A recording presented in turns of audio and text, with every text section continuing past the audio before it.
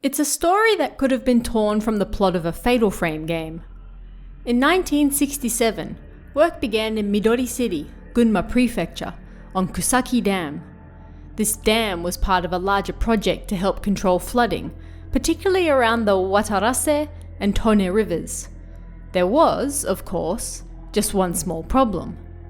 The area they wanted to build the dam in was already occupied by several tiny villages.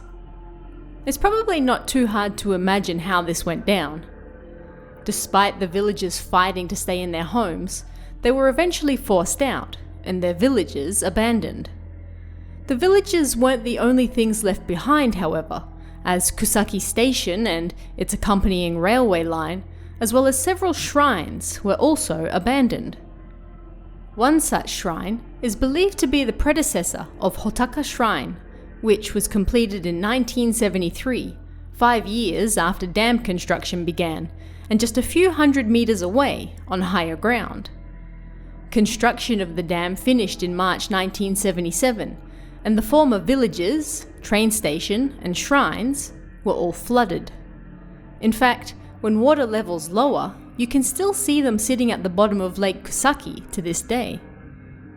Hotaka Shrine is a small shrine, and it eventually closed to the public in 2000. It's believed that the construction of the dam was the first nail in the coffin, and the aging population, compounded by depopulation in the general area, finished the job. There's not much else around the dam now. You can find a temple, art museum, and a few houses, but that's about it.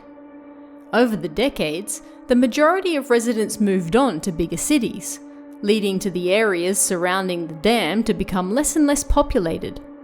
This, it's believed, is what finally led to the shrine's ruin. Even finding Hotaka Shrine can be a little difficult now. There are 2 large concrete shrine gates that lead the way in. To get there, you have to drive up a lone road surrounded by graveyards attached to the nearby temple, and at the top of this horribly unmaintained road, you'll find one of the concrete shrine gates hidden amongst the bushes. Beyond that is a large concrete fence, much like a castle, and a no trespassing sign. A steel fence has also been erected near the entrance to keep people out.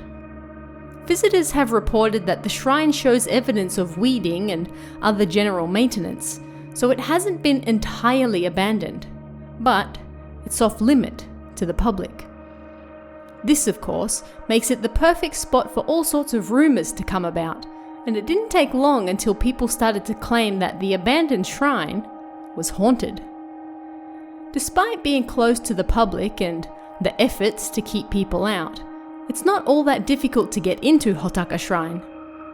The steel fence is tiny and easily scaled, and numerous people have posted blog entries and YouTube videos of their visits to the shrine over the years. It's even possible to enter the main hall, although you do so at your own risk. If you believe the rumours, shrine mediums especially dislike this shrine, and inside the building, you'll find a single, large Japanese drum. Everything except for this drum has been removed, and this naturally led to rumours of the drum being cursed. People nearby claimed that they can hear the sound of the drum being beat at night, even though the shrine itself is empty. In 2014, 3 comedians from the show Sekai no Kowai Yoru went to investigate the shrine for themselves. One of the men sat inside the building alone with a camera while the others waited for him outside. The man claimed he heard footsteps inside the shrine with him, and then something beat the nearby drum. He fled the building in terror, and a spirit medium who had joined the trio claimed that the beating drum was a spirit trying to communicate with them. The 3 men were forced to apologize for their intrusion before they could leave. The shrine also featured in a show by Kano Eiko, another comedian, in 2016. On the show, Kano visited numerous haunted spots around the country, also taking spirit mediums with him. When they visited Hotaka, they found the second shrine gate had been destroyed, and the medium claimed that the area was full of spirits.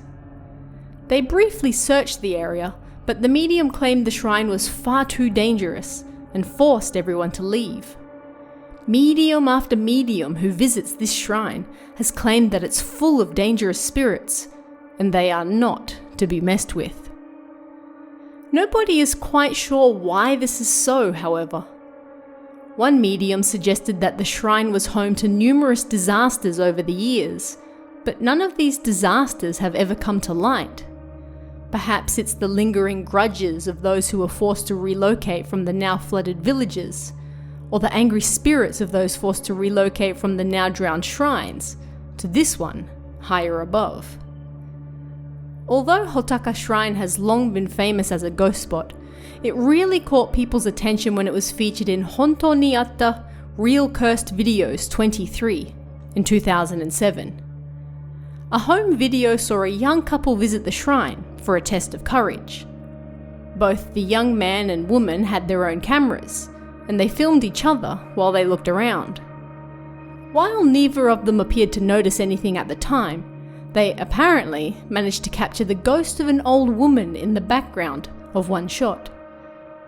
This same video was used to introduce the shrine before the 3 comedians on Sekai no Kowai Yoru visited it for themselves. The couple reportedly died in a traffic accident on their way home, and it was claimed that the old woman they captured on film died on that very same road. There is of course no proof of any of this, and it's safe to assume anything you see on Honto ni Atta is highly edited or faked.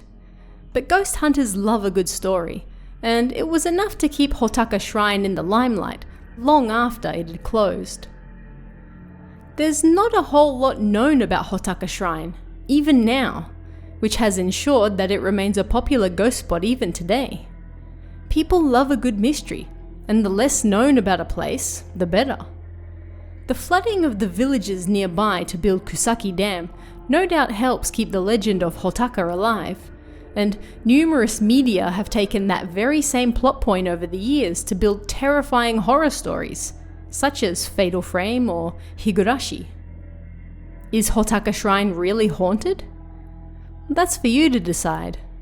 But there's no denying that it comes with a long, complicated history that's sure to keep it in people's minds for years to come. What do you guys think? Let me know in the comments below, and I'll see you again next time.